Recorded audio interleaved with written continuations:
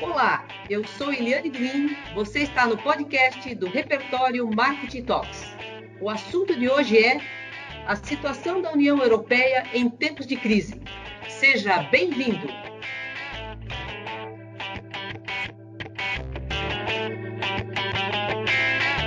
A nossa convidada de hoje é a minha amiga de longa data, a Beth Ascioli, doutora em Direito Internacional pela USP, diplomada em Estudos Europeus pelo Instituto Europeu da Universidade de Lisboa. Ela é professora de Direito Internacional e de Direito da União Europeia. Leciona em Lisboa, onde vive, na Universidade Europeia e no Instituto Europeu. E também é professora visitante do Unicuritiba, em Curitiba. Nos visitando com frequência aqui no Brasil, né? Ela sempre participa de congressos, enfim, sempre dando a sua opinião e o seu conhecimento dentro dos negócios da União Europeia e também do Mercosul. E, além de tudo, é professora, né? Beth exerce a advocacia fazendo a ponte Brasil-Portugal e possui diversos livros publicados e traduzidos aí para a língua espanhola, né, Beth? Como é que vai você? Tudo bem? Olha, é um prazer imenso estar aqui com você, Eliane. Lembranças muitas aqui do nosso tempo que vivemos juntas aqui no mesmo período, quando cheguei aqui em Portugal, foi você que nos mostrou Lisboa, e eu me apaixonei tanto por Lisboa há tantos anos atrás, que voltei e estou aqui, já estou aqui há 15 anos, e tenho você sempre no meu coração. Te amo Ah, muito. que lindo, obrigada. Também é recíproco. É, você se apaixonou tanto por Lisboa que acabou casando com um português, né? Muito bem. O Pois meu é. amigo Jorge também, né? Pois é, estou É, aqui já há muito tempo, feliz da vida, mas que com muita bom, saudade do meu país também, como é lógico. que bom. Mas, enfim, o nosso assunto vai versar exatamente sobre a sua área de conhecimento, que você tem se dedicado há tanto tempo, né? E, assim, para contextualizar os nossos seguidores, a gente sabe que a União Europeia é um bloco econômico e político europeu formado por 28 países, né, dos quais 19 utilizam o euro como moeda e formam, assim, a chamada zona do euro. Então, a União Europeia também surgiu como uma ideia após a Segunda Guerra Mundial, com o objetivo de promover a paz e o desenvolvimento econômico da região. Mas agora, atualizando para os dias atuais, a gente tem aí o surto de coronavírus, né, que constitui um desafio para a economia europeia e põe em causa os meios de subsistência dos cidadãos, nomeadamente a empregabilidade e poder de consumo. Para ajudar a reparar os danos econômicos e sociais causados pela pandemia, impulsionar a recuperação da economia europeia e proteger e criar postos de trabalho, a Comissão Europeia propôs um importante plano de recuperação para a Europa, baseado no aproveitamento de todo o potencial do orçamento da União Europeia. Beth, como é que a União Europeia reagiu à pandemia no primeiro momento, né? E quando tudo isso começou, e o que deveria ter feito e não fez? Bem, eu queria só fazer aqui uma retificação, porque muitos ainda não estão acostumados com a saída do Reino Unido da União Europeia. O Reino Unido saiu oficialmente no dia 31 de janeiro desse ano, 2020, e ainda está num processo de negociação de acordo para saber se sai com acordo ou se sai sem acordo. Então, esta novela ainda mantém-se e acaba no final de 2020, deste ano, mas agora também com tudo isso que aconteceu, não sei como é que será. Então, a União Europeia hoje, só aqui atualizando os números, ela é composta não por 28 Estados-membros, porque o Reino Unido saiu da União Europeia agora em janeiro. Então, são 27 Estados-membros e são 19, como você falou, Eliane, que fazem parte da moeda única, que é algo muito importante. Aliás, os passos da União Europeia sempre foram muito ousados e vitoriosos. Eles, no período pós-guerra, pós-Segunda Guerra Mundial, os estados completamente destruídos, né? Tanto quem ganhou quanto quem perdeu a guerra, completamente destruídos, sem a mínima condição de alimentar, de vestir, de educar os seus, e tudo isso nós temos essa noção, né? Felizmente apenas pelos filmes que assistimos e não pelo que vivemos, mas deu passos muito importantes, como a formação primeira de uma comunidade econômica europeia. Antes disso, carvão e aço, mas não vamos aqui entrar na história toda da União Europeia, senão o nosso objetivo principal, que é falar da situação da União Europeia hoje, não vai chegar, né? Porque para isso precisamos aí de muito tempo de conversa, mas para dizer que a União Europeia, todos esses passos, desde a criação do mercado único, da livre circulação de bens, pessoas, serviços e capitais, abrindo os estados, as fronteiras dos estados, não só para o mercado, não só para o comércio, mas para as pessoas também. As pessoas podem circular livremente, as pessoas podem morar onde quiserem, podem se estabelecer onde quiserem, podem trabalhar onde quiserem. E, para além disso, depois que conquistaram este mercado único, eles foram mais adiante e tiveram a ousadia de criar uma moeda única, que é o euro. Isso tudo nasce em 1992, com o Tratado de Maastricht, e a moeda única realmente aparece nos bolsos aqui, né? Muito euro, pouco euro, mas aqui no bolso dos cidadãos da União Europeia a partir de 2002, e foi um sucesso. Nem todos os Estados-membros fazem parte da zona euro, porque ainda não cumpriram os critérios estabelecidos para entrar na zona euro, os critérios estabelecidos no tratado, e apenas 2 ali que não fazem parte do euro porque tiveram uma cláusula de opting out em 1992, que foi o Reino Unido, que agora já não está mais na zona euro, e a Suécia também não faz parte da zona euro. E a Dinamarca também não faz parte da zona euro. Então, Suécia, Dinamarca e Reino Unido não fazem parte, para além dos outros que entraram posteriormente, em 2004, os 12 Estados-membros do leste europeu. Mas, para responder, depois dessa introdução apenas aí para situar os estados que fazem parte da zona euro e por que alguns estão na zona euro e outros não estão, e o número atualizado, que são 27 estados-membros da zona euro, a pergunta que você me fez, se houve aí uma tensão da União Europeia no início dessa crise causada por essa pandemia, eu posso dizer que não houve. A União Europeia deveria, no início, mas isso foi lá em março, em fevereiro, final de fevereiro, início de março, deveria ter socorrido a Itália pediu ajuda da União Europeia. Quando viu-se no meio daquela crise que ainda na altura não era pandemia, era epidemia, ainda não era pandemia, que a OMS ainda não tinha considerado pandemia. E a União Europeia não fez. Quem socorreu a Itália foi a China e foi a Rússia. Mas isso nós não podemos também culpar a União Europeia nesse momento, porque era tudo muito novo, era tudo incerto, ninguém sabia o que estava por vir, ninguém fazia ideia do que estava por vir. Eu, por exemplo, eu tinha um congresso no Vaticano no dia 25 de março, eu cancelei o meu hotel no começo de março, e o hotel respondeu que não era necessário cancelar o hotel porque a epidemia estava restrita à região norte da Itália e que a Roma estava vivendo normalmente. Então ninguém sabia nada, ninguém sabia o que ia acontecer. E foi por isso que a Europa também não agiu rapidamente. A Europa tem um problema de agir rapidamente, porque são 27 estados, realmente é meio complicado andar todos juntos. Mas nesse caso, ela demorou muito para ter uma reação, para tomar pé da situação. Mas depois que tomou o pé da situação, ela conseguiu reverter o jogo e realmente hoje ela está tendo uma atitude completamente diferente do início dessa pandemia, que foi no início de 2020.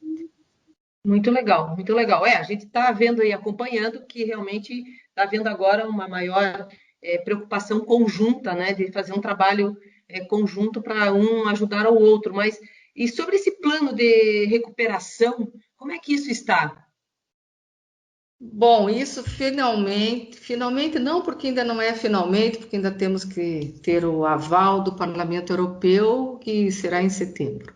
Mas lá por abril e maio, a Europa, isso tudo, né? Vamos aí retornar janeiro, fevereiro, março, mas em abril o Eurogrupo já começou a divulgar que iria dar uma ajuda financeira para os estados, conseguiram chegar num acordo no final de maio, e esse acordo foi aprovado. Então, esse plano, que não é o plano de recuperação econômica, mas é o plano de emergência. O plano de emergência já está chegando aos estados. Então, os estados já estão recebendo, foram 540 mil milhões, como nós dizemos aqui, bilhões, como dizem aí no Brasil, 540 bilhões para socorrer as empresas, para socorrer os trabalhadores e para socorrer os estados. Então, aí divididos em 200, 240 e 100 mil milhões de euros, que forma aqui os 540. Isso já está. Mas 540 mil milhões não é nada perto do que os estados precisam. E os estados todos estão conscientes disso, e a União Europeia também. Então, para o plano de emergência, foi liberada essa verba.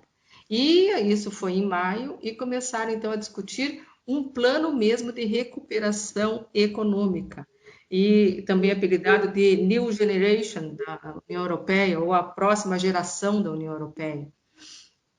E esse plano foi criado pela Comissão Europeia e foi apresentado em junho, no início de junho, para ser aprovado pelos chefes de Estado e de governo, que são aí os donos dos estados, né? Quem manda nos estados, nos 27 estados. Tanto os presidentes ou o primeiro-ministro de cada um dos 27 estados é que tem que aprovar este plano de recuperação apresentado pela Comissão Europeia.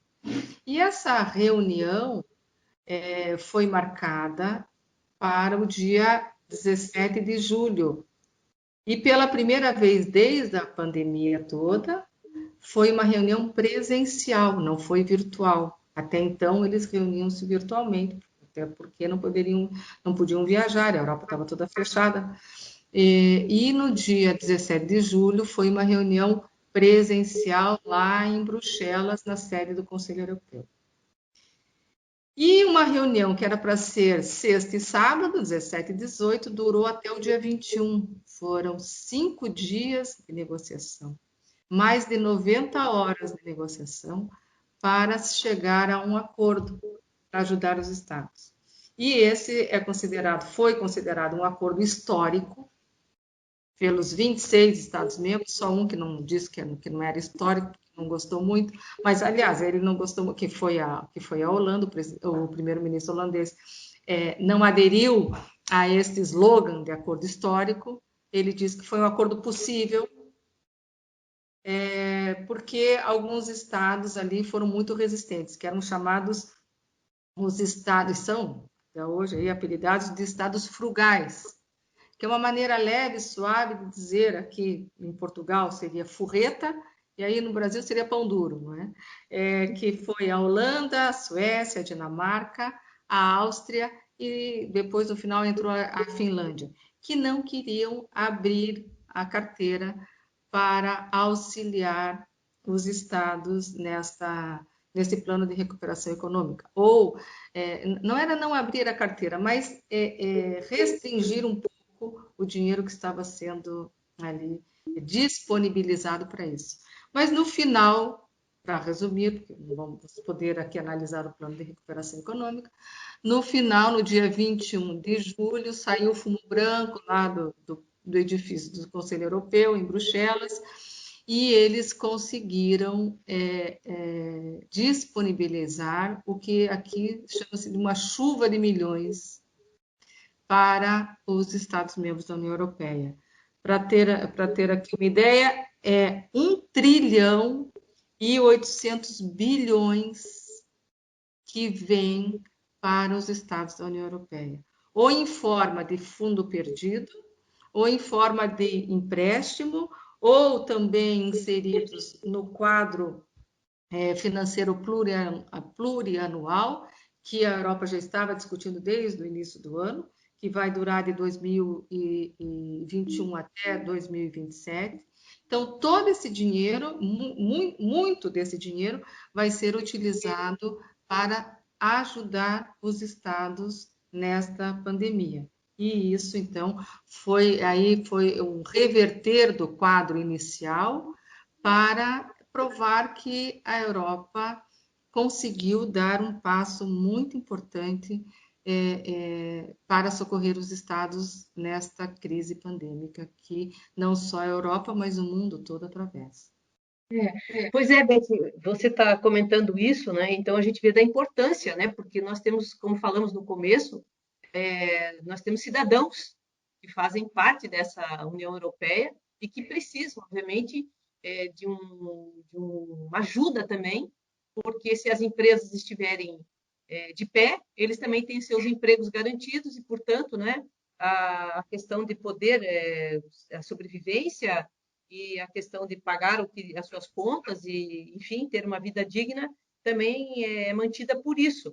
Mas, assim, na tua opinião, com essas 90 horas para tomar essa decisão, a vertente solidária, ela continua ou há um certo egoísmo prevalecendo? O que você acha? Olha, aqui venceu a solidariedade frente ao egoísmo, mas com uma pitada de interesse no meio. Mas a vida dos estados é essa, a vida dos estados é interesse e oportunidade. Os estados vivem disso. Então é lógico que tinha um interesse por trás da solidariedade. Mas antes prevalecer a solidariedade, ainda que por interesse, não tenha dúvidas, do que ganhar o egoísmo e os estados ficarem aí a ver navios. Né? Então, mas por que eu digo isso? Porque, como nós falamos, e a Eliane disse muito bem no início, 19 estados fazem parte da zona euro. E dentro dos 19 estados que fazem parte da zona euro, a Holanda, que é mais resistente desse bloco dos frugais, também faz parte da zona euro. A Áustria faz parte da zona euro. E a Finlândia faz parte da zona euro. Então, são 3 estados que estão vinculados a uma moeda. E se queremos apenas dar um exemplo, foi muito fácil, não foi tão fácil assim, mas foi mais fácil o Reino Unido pedir a saída da União Europeia, porque ele não faz parte da zona euro. Você imagina o que é um Estado sair do bloco econômico e ter que recuperar sua moeda e começar a readmitir e a sua própria moeda outra vez. Imagine voltar aqui o escudo, imagine voltar o dracma na Grécia. Imagine o que seria. Então, isso tudo desestrutura muito a economia. Por isso que os estados que estavam mais resistentes também levaram em consideração o fato de eles estarem dentro de uma moeda única, para tentar salvar essa união, porque se a moeda vai por água abaixo, a moeda única, a União Europeia em seguida também desmorona. E esse foi um projeto que eles conseguiram entender que a União Europeia, para além de um mercado econômico, de dinheiro, é uma comunidade de destino. A União Europeia já chegou no ponto de não retorno, como dizem aí nos aviões, quando você chega e não consegue mais voltar. Ela está no ponto de não retorno, ela não consegue mais voltar, ela tem que ir para frente. E tendo que ir para frente, tiveram que, alguns engolindo um sapo maior do que os outros muito saltitantes e contentes, por exemplo, aí o Portugal, que vai ter 58 bilhões à disposição por causa dessa chuva de milhões.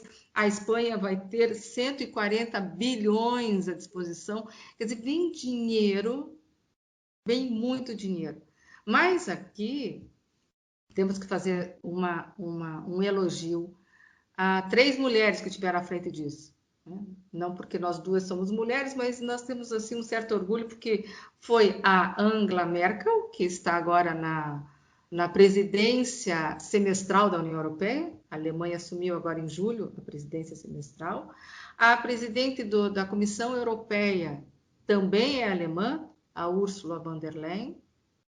E a Christine Lagarde, que está no Banco Central Europeu, que é francesa. Então, essa dobradinha franco-alemã pôs-se a trabalhar, as três, o trio, e elas conseguiram criar um plano de recuperação econômica muito inteligente, porque, como diz a presidente da Comissão Europeia, a União Europeia sairá, esta crise só será vencida de uma maneira verde, ou não será. Por isso que chama próxima geração da União Europeia, porque todos os projetos que os estados quiserem que venha dinheiro, quando eles forem lá bater a porta para pedir o dinheiro, eles vão ter que atrelar esta pedida de dinheiro a uma reindustrialização sustentável, à transição digital e à transição climática. Então, a intenção é transformar os estados em sociedades mais verdes. E foi algo muito bem pensado, porque o mundo nunca imaginou que um dia o eixo iria parar e nós poderíamos olhar para trás e salvar o ambiente. Nunca ninguém imaginou isso, porque isso já era algo que não fazia parte, né, dos planos do mundo, porque a indústria, né, a questão da emissão de carbono, toda essa tragédia que o ambiente assiste, jamais imaginávamos que os aviões ficariam em terra, que as indústrias parariam de emitir aí carbono pelo ar, que o ar estaria mais limpo. Aqui em Lisboa, hoje, quando atravessamos a ponte aqui, 25 de abril, nós conseguimos assistir hoje algo inusitado, que são os golfinhos, voltaram para o Rio Tejo. Porque o Rio Tejo está mais limpo, mais despoluído, sem o barulho ensurdecedor dos navios que chegam e que saem. Então, a natureza agradece e respira. E elas aproveitaram esta oportunidade para redirecionar essa chuva de milhões no ambiente. E isso é muito importante e acho que talvez isso seja uma esperança realmente para a geração futura que vem por aí. Estamos aí na torcida. Então, Beth, para a gente finalizar o nosso podcast, conta aí para a gente, quem serão os principais beneficiários dessa distribuição de verba? E como os Estados-membros irão pagar pelo que receberem?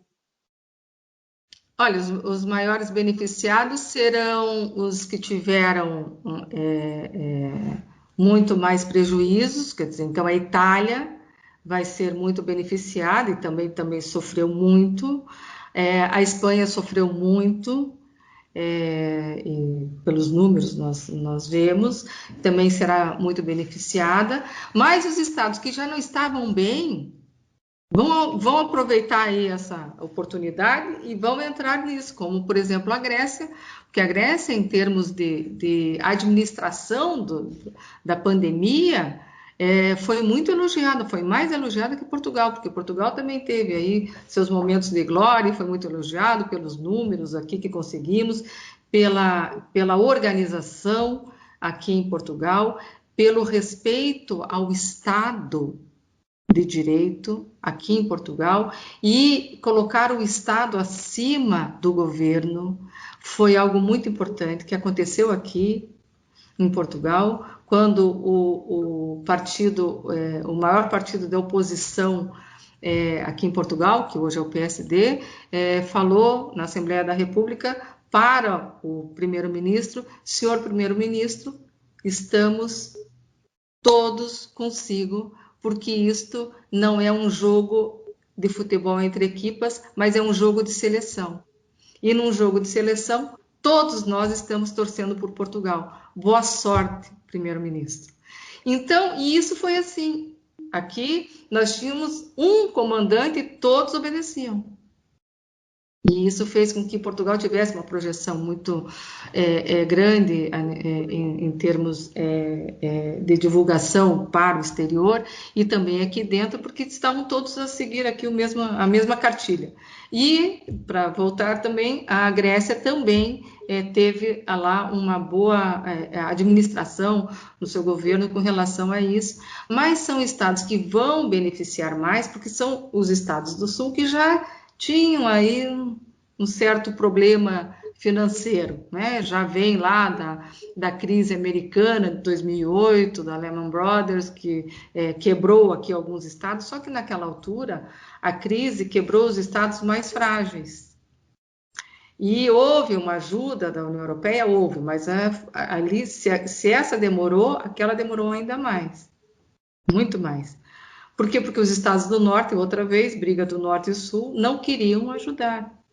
E tivemos um problema sério também com a Holanda, que era o presidente do Eurogrupo, que era holandês, que disse naquela altura, lá em 2010, 2011, que os estados do sul gastavam o dinheiro da União Europeia em bebidas e mulheres e depois vinham com um copo vazio na mão pedindo ajuda. E que eles, que são os certinhos, que gastam só no que tem que gastar, tem que ficar aí sustentando os vícios dos estados do sul. Então, isso já acontecia, e essa briga não é de agora, já é antiga. Só que agora, essa pandemia pegou todos os estados desprevenidos. Então, todos embarcaram no mesmo barco, todos entraram, em vez de ser o Covid-19, imaginem todos no Titanic 19. E se essa crise é o Titanic, se essa crise pandêmica é o Titanic, a crise econômica é o iceberg. E o navio vai indo em direção ao iceberg. E muitos estados que embarcaram nesse navio, todos praticamente do mundo, estão ali a olhar o iceberg se aproximar. O que aconteceu aqui na Europa, agora em julho? A Europa conseguiu uma saída cinematográfica do Titanic. Ela conseguiu uns botes de salva-vidas, os 27 desceram, entraram numa caravela e rumo ao redescobrimento da Europa e do mundo e do ambiente e conseguiram realmente um novo caminho. E deixou, né? Os 27 abandonaram os outros que ficaram lá no barco, que não sabem, no navio, que não sabem se vão bater no iceberg ou não, se vão conseguir desviar do iceberg, e se conseguirem desviar do iceberg, o que vai estar para lá desse bloco de gelo, porque ninguém sabe como é que vai ser a economia. Ninguém sabe. E ninguém tem uma União Europeia, só aqui no continente europeu, que há a possibilidade dos estados terem essa ajuda da União Europeia. Ninguém tem uma ajuda dessas. E aqueles que têm a possibilidade, às vezes desvalorizam esta pandemia, como temos assistido por aí. Então, ninguém sabe qual vai ser o futuro. Aqui, a esperança é que o futuro seja um pouco melhor, porque abriu-se aqui um cofre de milhões para socorrer os Estados-membros. Muito legal. Meu Deus, aqui a gente poderia ficar conversando mais algumas horas aqui, porque o teu conteúdo, nossa, é muito rico. Te agradeço muito por ter participado aqui do nosso blog, Repertório Marketing Talks. E você que está nos acompanhando aí, se ficou com alguma dúvida ou deseja comentar esse assunto, é só entrar lá no nosso blog, Repertório Marketing Talks, e participar. Beth, de novo, muito obrigada e fique à vontade para as suas considerações finais. Muito obrigada, eu quero só agradecer mais uma vez a oportunidade de estar aí falando no Brasil, né, já que eu estou aqui do outro lado do oceano, e deixar uma mensagem aqui de esperança, né, esperando que isso tudo passe, que a vacina chegue logo e que todos nós possamos desembarcar do Titanic 19 e voltar às nossas vidas normais, que é o que todos nós desejamos, que eu tenho certeza. Um beijo e um abraço aí para todos vocês. Valeu. Bom, espero que todos tenham gostado. Antes de encerrar, quero lhe fazer um convite. Se inscreva no nosso canal no YouTube, aperte lá o sininho, siga-nos nas redes sociais e cadastre-se no nosso blog. Toda semana tem novidades sobre marketing, comunicação e branding. Um abraço e fiquem bem!